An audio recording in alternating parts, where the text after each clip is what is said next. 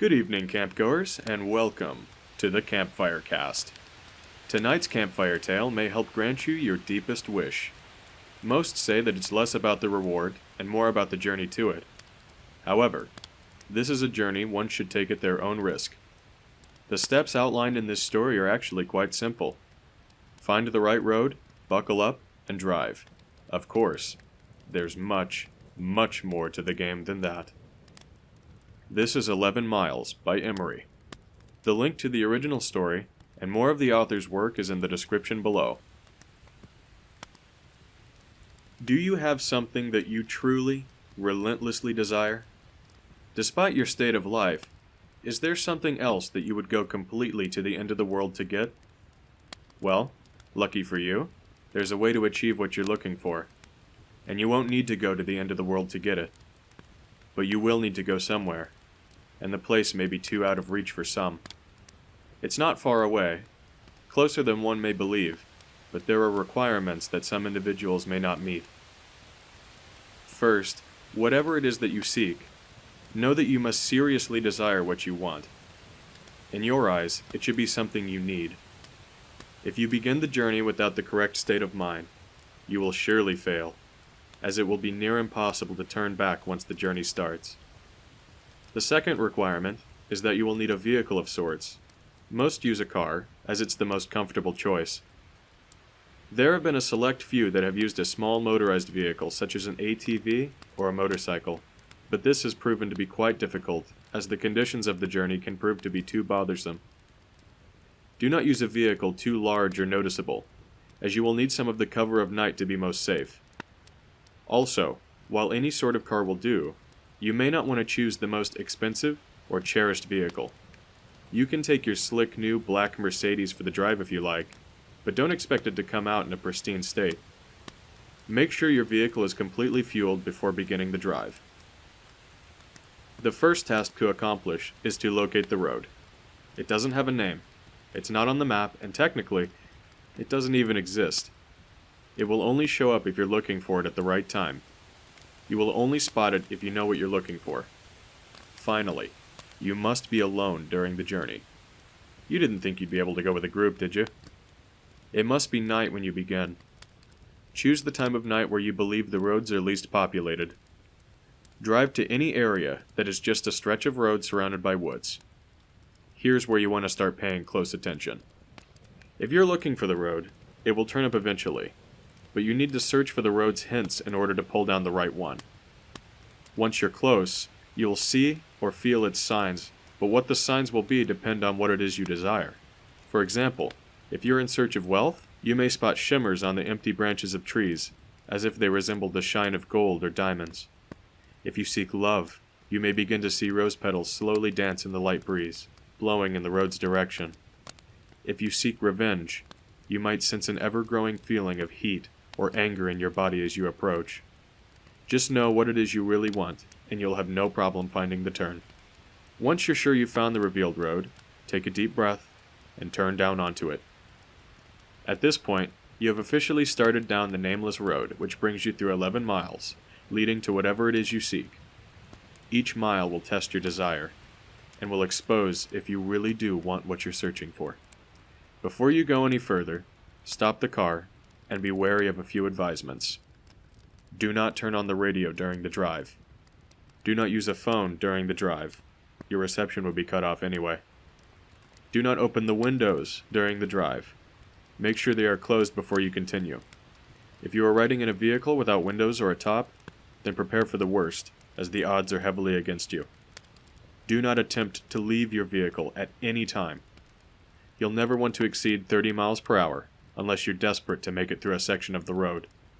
And most importantly, as with any drive, buckle up. Feel free to prepare and make sure you're ready. Once the road has been entered, time has stopped, so you don't need to worry about losing the night. Though you may not notice, you're not actually in your own world anymore. Take one last moment to realize that once the first mile is over, there is no turning back. If you ponder turning back at all, know that you shouldn't even be on the journey in the first place. Once all is done, continue on the road. On the first mile, you won't see much change. The road passes through mostly woods, with a few miles being an exception. The air will turn a bit colder, in which you should turn on your heating system if the vehicle has one. You won't want to take your eyes off the road later. Take some time to calm any uneasiness by admiring some of the night sky. You'll see it completely lined with stars. More than what you would ever believe possible. If the weather was cloudy beforehand, you'll also notice that the sky is now clear. On the second mile, the air will become even colder. This is primarily the reason why traveling in an open vehicle is very difficult. With each mile, the air will drop in temperature, even if the season should be warm. If the air is too cold to bear, even with your heat on, your only option is to speed up. With each mile, the road also becomes more complex, taking more turns and showing an increasing amount of road hazards. Be sure to always keep focused on the road in front of you in order to avoid as many bumps or obstacles as possible. Hitting a few rocks and potholes won't hamper your progress too much, but you'll want to keep in the best condition for as long as possible. If your vehicle is forced to a stop because of damage, then there's nothing left you can do but eventually freeze to death. On the third mile, you may begin to spot silhouettes of human figures in the lining of the trees. Pay no attention to them, even if they seem to get closer. It will be hard to resist peeking at their unnerving, distant appearance, but know that they will reveal themselves later. At this mile, the road will become dirt if you weren't driving on it in the beginning. Keep to the center of the path, as it will become narrow and wide at random intervals. On a quick side note, should you ever attempt to turn around, despite the previous warnings, you'll be left on a path which never ends. You would simply run out of fuel eventually, and be left to freeze in the cold conditions. On the fourth mile, you will not only see more of the figures, but you will begin to, in a sense, hear them. In the back of your mind, a very faint, unintelligible whisper will echo. These will come and go, but you can't stop them. If they become bothersome or distracting, try and tune them out by thinking of what it is you desire. Attempting to listen and determine what the voices are saying will only attract them to you, and you want to be as far away from them as you can. They'll be closer later, so there's no use in bringing them near you this early. On the fifth mile, you will come to a clearing. The lining of trees to your left will disappear to reveal a lake with no end, with a beaming, great moon over the water. The illumination from the moon will be so spectacular that the vehicle's headlights will no longer be required. Refrain yourself from gazing at it. If you look at its light for even more than a few seconds, the road in front of you will end, throwing your vehicle into the water, in which you will freeze in mere minutes. The voices will be gone for this mile, but don't rejoice yet. They'll be back. On the sixth mile, take into account that you are more than halfway done. Despite the progress, you may lose hope here. The stars will have disappeared at this point, leaving the sky an empty black abyss. The clearing will have ended, leading you back into the woods. The only light you will have will be provided by your vehicle's headlights, but they will flicker from time to time, even if you're sure they're in perfect working order. If you have a radio in the vehicle, it will turn on here automatically. If you didn't turn it off beforehand, it will produce an overwhelming screech that will send you off the path. A calm voice will then begin to speak about your greatest fears, what it is you are horrified of in your life. It will speak in a way that will cause you to visualize the words in your mind, so don't listen to it. If you begin to comprehend what it's saying, the horrors will prove too much for you to stay on the road safely. Attempting to turn off the radio will prove no use. Speed up if you need to, just keep your mind off the voice as much as you can. As you approach the end of the mile, the voice will fade out of the speakers, leaving your ears at peace, for now. On the seventh mile, the voices from the figures will return. It won't sound like a whisper this time, but more like distant screams, growing closer with each second. At some point in this mile, you'll hear one of them in your ear, as if one of them were right behind you. This is because one of the figures have found their way into your vehicle. Do not turn around. Their faces will shock you into a paralysis, leading you off the road. If you don't draw attention to it, it will become uninterested, and hopefully leave. These beings are said to be ones who have traveled down this road before, but were not successful. They live the remainder of their existence suffering in the darkness, with their only goal being to bring other travelers down with them. It has been said from experience that these beings cannot physically harm you. So long as they don't cause you to wreck, you should be fine. On the 8th mile, slow down if you're going too fast. The road here takes very sharp turns, which if overshot, will throw the vehicle into a pit through the trees. The cold is near fatal here. If you were to have a glass or a bottle of liquid in your vehicle, it would be solid in seconds. The heating system will have become completely obsolete. Your headlights will flicker more, sometimes shutting off for a few seconds. You should brake if this happens, but do not completely stop. The figures will be following you at this point, and should you stop for too long, they will surround and trap your vehicle. More of their screams can be heard from outside your doors, sometimes even sounding of maniacal laughter. Their hands will claw at your windows, desperate to reach in and feel something living. Do not look at them.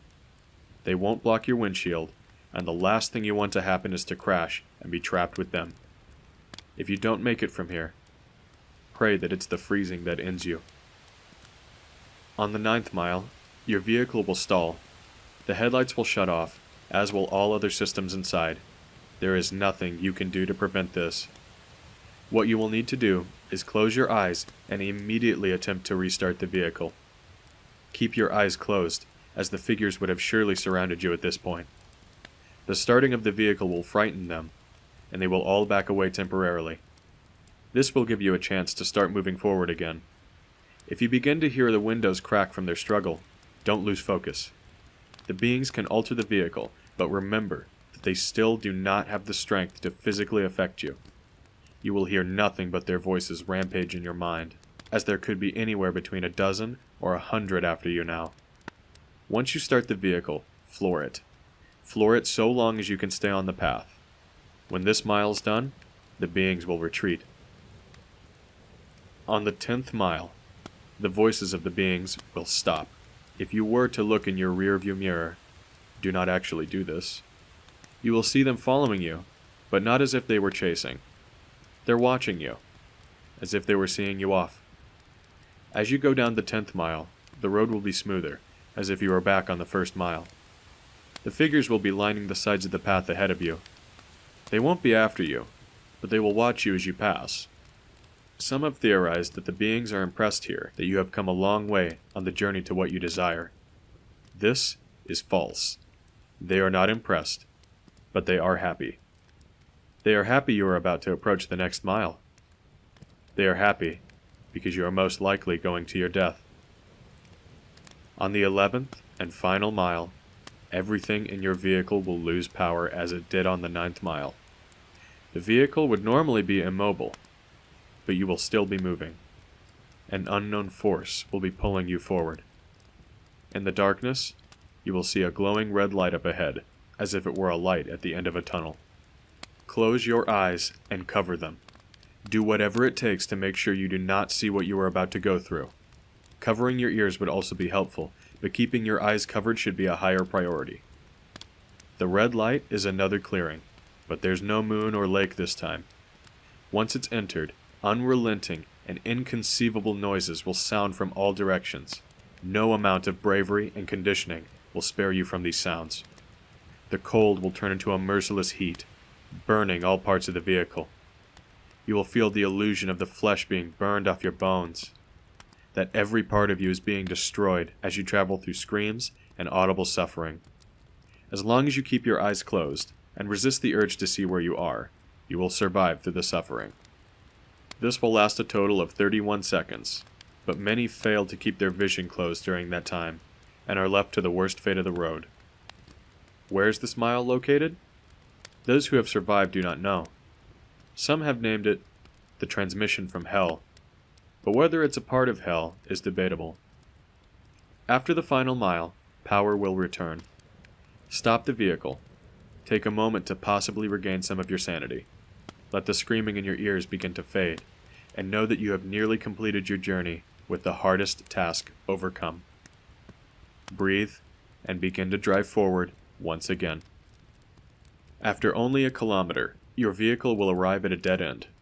Stop here, and don't attempt to move again. Nothing will happen right this second, but do not be disappointed. Relax, and close your eyes. Imagine, in your mind, what it is you've desired the entire time. It will most likely still be the same as when you entered, but with some, this desire may actually change through making this journey. Think about what it was that you went through such terrifying and difficult means to acquire, and imagine possessing it in your hands. Once you have completely visualized this, slowly open your eyes. You will then find yourself at the beginning of the unnamed road, where you first began. This may confuse you, but know that you're finished. Your task is done. Your mind will then turn to your reward. If what you desired was material, check in the back seat, or in the trunk if your object is larger. If the object was small enough, it might already be in your pocket. If what you desired was non-material, then do not be disappointed if the change is not immediate. Turn back where you came from, and you will find in your life that what you wanted is there. You may have found the love of your dreams. You may have gained unnatural, unimaginable power. You may have put your most hated enemy to the most satisfying revenge possible. You will have no doubt gained what you deserved. So, now that the task is done, what's the catch? Is your vehicle cursed? Is there something you're about to lose? Is your death imminent? The answer to all is no, of course. You've done the challenge. You've proved worthy of what it is you desire. As stated before, the sounds of the 11th mile will continue to exist in your mind, potentially causing you some vivid and unusual nightmares, but these should prove as nothing compared to what you've gained. Now, one last question.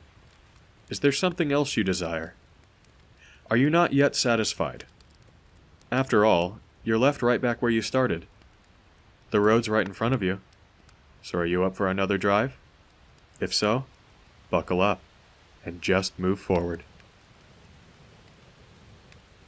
Thanks for listening, campgoers. Please leave a comment and a like or a dislike to let us know how you felt about this reading. Subscribe and click the bell icon to receive notifications about every video we release. If you have a story that you would like either Cody or I, Josh, to read, then please feel free to share your work with us via email or our Discord channel. You may find the links to both in the description below. Good night.